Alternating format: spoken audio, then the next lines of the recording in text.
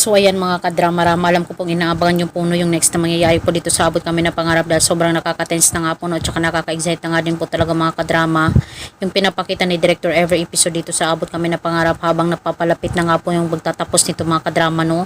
At alam naman po natin kung ano yung naging senaryo nga po dito dahil nga po sa pag-uusap nga po ni Justin at saka ni RJ, possible talaga nasabi na talaga ni Justin bago pa po sila talaga maaksidente at saka pasalamat din po talaga tayo mga kadrama dahil naka-recover nga po talaga itong si RJ at saka nung time na lumapit nga po talaga itong si Moira sa kanya ay sinabi nga po ni RJ na alam ko na, diba? Yung sinasabi niya na alam ko na ang lahat, naalala na ni RJ talaga ang lahat-lahat about talaga kay Moira.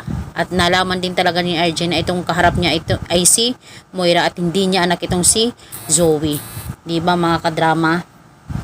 Talagang sobrang nakaka good vibes lang po talaga mga kadrama no, dahil sa tagal nating pag-aantay dito sa Abot Kami na Pangarap na maibalik yung alaala ni RJ. Hindi lang sa maibalik, possible nung time na yun nasabi na talaga ni Justin yung katotohanan talaga dito kay RJ.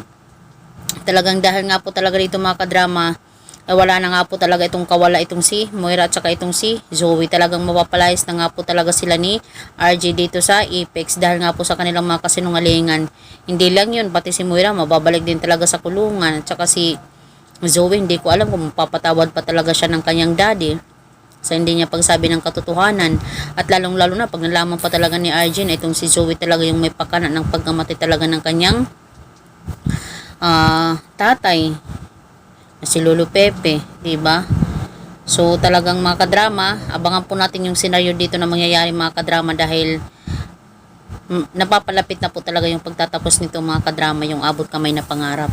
Kaya mas nakaka-excite po na masasabi na sana ni RJ yung katotohanan. Sana nga po hindi tayo ibitin ni Director no. Baka ibahin na naman ni Director yung linyahan imbes na yun na sana yung sasabihin ni RJ no, na naalala niya na yung lahat. Tsaka hindi lang yun dahil nasabi ni Justin sa kanya yung katotohanan, diba?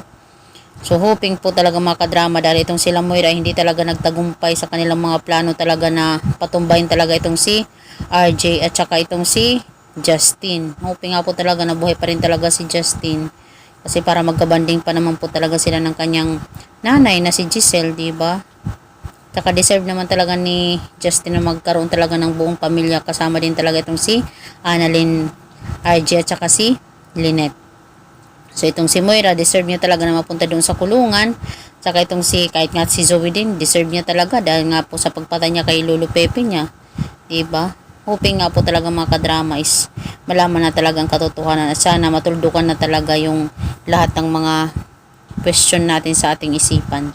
So yun lang po mga kadrama, maraming salamat again sa palagi niyong panonood. Huwag niyo pong kalimutan na i-like, i-share, tsaka i-subscribe yung aking channel para sa susunod na video mga kadrama is ma-update ko po kayo. Thank you so much for watching. Bye bye. Abangan mga kaabot kamay mga kadramatic. Bye. Ay.